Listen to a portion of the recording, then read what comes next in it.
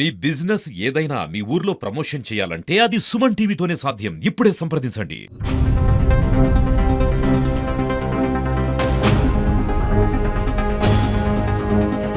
जाति परिषद जिंदाबाद जिंदाबाद जिंदाबाद जाति परिषद जिंदाबाद जिंदाबाद जिंदाबाद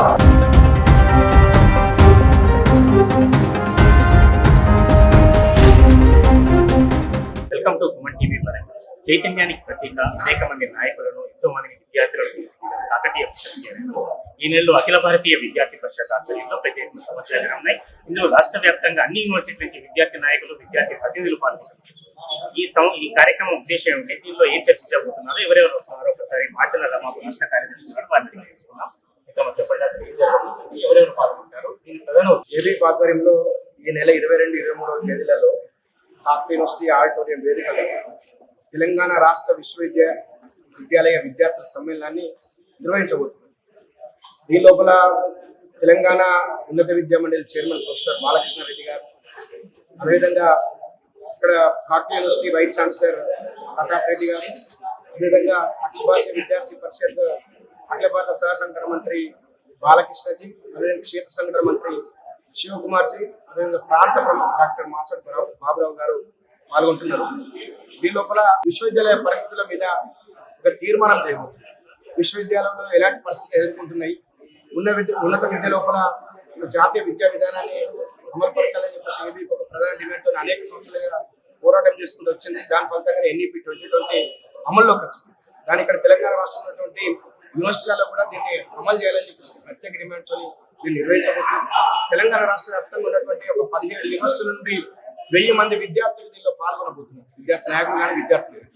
అదేవిధంగా ఉన్నత విద్యా మండలి తెలంగాణ వ్యాప్తంగా ఈ ఉన్నత విద్యలో వస్తున్నటువంటి అంటే జాబ్ గ్యారంటీ కోర్సులు కానీ, లేదా ఇప్పుడు ఉన్నటువంటి కోర్సులను ఆధునీకరించి ఇండస్ట్రీ ఓరియంటెడ్ ఏ విధంగా సిలబస్ ఉండాలి, అదేవిధంగా ప్రపంచ వ్యాప్తంగా అంటే గ్లోబలైజేషన్ పరంగా ఏ విధంగా సిలబస్ లో మార్పులు చెందించాలని దాని మీద విస్తృతమైన చర్చ జరిగింది. ఆ చర్చకు సంబంధించి మేము ఈ అంటే మొన్న డెహ్రాడూన్ లో జరిగినటువంటి 28, 29, 30 తేదీలో నవంబర్లో జరిగినటువంటి జాతీయ మహాసభలో ఒక నిర్ణయం తీసుకోవడం. అంటే దేశవ్యాప్తంగా ఉన్నటువంటి AICT కానీ, తర్వాత PCI కానీ, తర్వాత UGC కానీ, తర్వాత NCTE కానీ, వీటన్నింటి కూడా అంటే వివిధ గొడుగుల కింద ఉండడం మూలంగా వీటిని నియంత్రించడం చాలా కష్టమవుతున్నది. కాబట్టి ఈ విద్యా సంస్థ అంటే విద్యా నియంత్రణ సంస్థ అనేది ఒకే గొడుగు కింద తీసుకొచ్చి higher education council of India హెకీగా దీన్ని తీసుకొని వచ్చి దీనికి ప్రత్యేకంగా ఎక్కువ గ్రాంట్లు కేటాయించాలి, దానివల్ల కొంచెం సులభతరం అయిపోతుంది పరిపాలన అనేది అని చెప్పేసి ఒక తీర్మానం ప్రవేశపెట్టింది.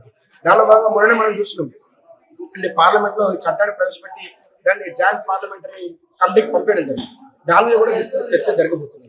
దీనిలో అంటే గతంలో అంటే నీళ్లు నిధులు నియామకాలు అని చెప్పేసి గతంలో ఉన్నటువంటి BRS ప్రభుత్వము అధికారంలోకి వచ్చిన తర్వాత యూనివర్సిటీలో పూర్తిగా నిర్వీర్యం చేసింది. అసలు యూనివర్సిటీలు అంటే ఇక్కడ ఏదో కోర్సు చదవడానికి రావడం కాదు, యూనివర్సిటీలు అంటే పరిశోధన. ఆ పరిశోధన పడికేసింది. ఎట్లా అంటే రెగ్యులర్ ఉపాధ్యాయులు ఉంటేనే అంటే రెగ్యులర్ ఫ్యాకల్టీ ఉంటేనే పరిశోధన జరుగుతుంది. రెగ్యులర్ ఫ్యాకల్టీ లేకుండా కాకతీయ యూనివర్సిటీ కానీ, ఉస్మానియా యూనివర్సిటీ కానీ దగ్గర ఇక్కడ కాకతీయ యూనివర్సిటీలో 437 మంది శాంక్షన్ పోస్టులు ఉంటాయి, 73 మంది ఫ్యాకల్టీ మాత్రమే. ఉస్మానియా యూనివర్సిటీలో దగ్గర 75% ఖాళీలతో ఉస్మానియా యూనివర్సిటీ ఉంది. అంటే ఉద్యమ కేంద్రంలో వెలిసినటువంటి ఈ యొక్క విశ్వవిద్యాలయాలు గతంలో అనేక సామాజిక ఆర్థిక అంటే పరిశోధన చేసేసి దేశానికి ప్రపంచానికి నిర్దేశం చేసినటువంటి ఒక యూనివర్సిటీలు పునారిల్లిపోతుంది, పరిశోధన పడికేసింది. కాబట్టి దీని మీద కూడా ఈ యొక్క రాష్ట్ర ప్రభుత్వం నిలదీయబోతుంది ఈ యొక్క సమావేశాల మీద. కాబట్టి ఇది చాలా ప్రాధాన్యతను సంతరించుకున్నటువంటి సమావేశాలు. కాబట్టి అందరు విద్యార్థులు కూడా చాలా ఉత్సుకతతో తర్వాత ఉత్సాహంతో ఈ యొక్క సమావేశాలను విజయవంతం చేయబోతున్నారు. మీరు కూడా ఈ యొక్క సమావేశాలను విద్యాశాఖను పర్యవేక్షిస్తున్న ముఖ్యమంత్రి రేవంత్ రెడ్డి ఉస్మానియా విశ్వవిద్యాలయంలో పర్యటించి అక్కడ పెద్ద ఎత్తున హామీలు ఇచ్చారు. విద్యార్థుల సమస్యలు దీంతో తీర్చలేకపోయినా లేకపోతే కేజీలో కూడా ఎటువంటి అయితే ఉస్మానియా యూనివర్సిటీ అనేది ఈ యొక్క రాష్ట్రంలో ఉన్నటువంటి యూనివర్సిటీలు అనేది కూడా పెద్దన్న ఉద్యమ కేంద్రము, తర్వాత విద్యాపరంగా కూడా పెద్దన్న లాంటిది.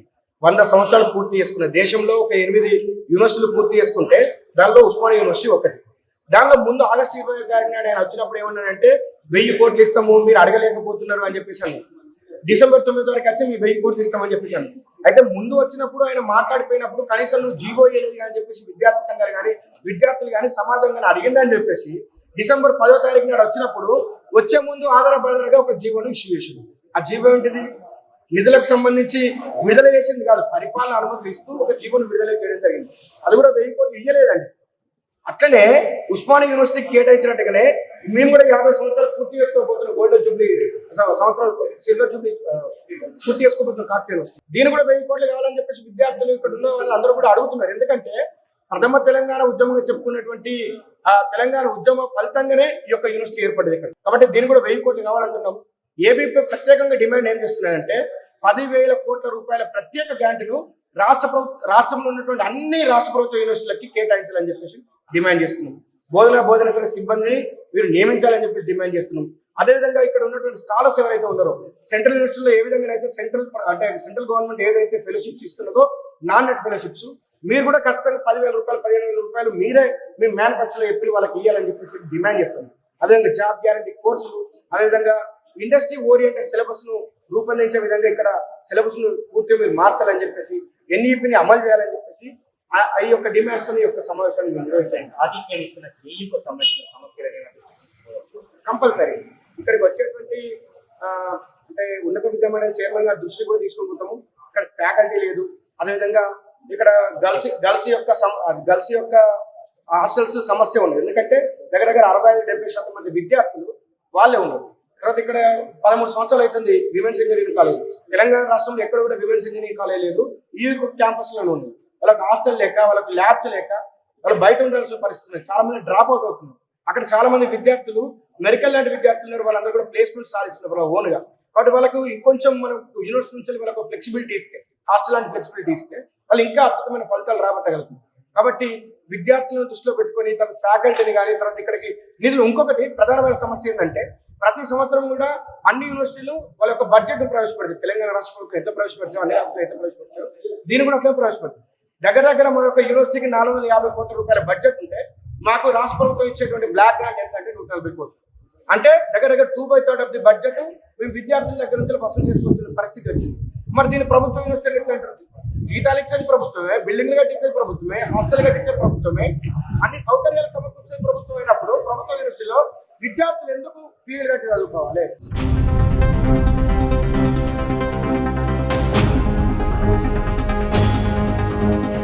విద్యార్థి పరిషత్ జిందాబాద్, जिंदाबाद जिंदाबाद విద్యార్థి పరిషత్ జిందాబాద్, जिंदाबाद जिंदाबाद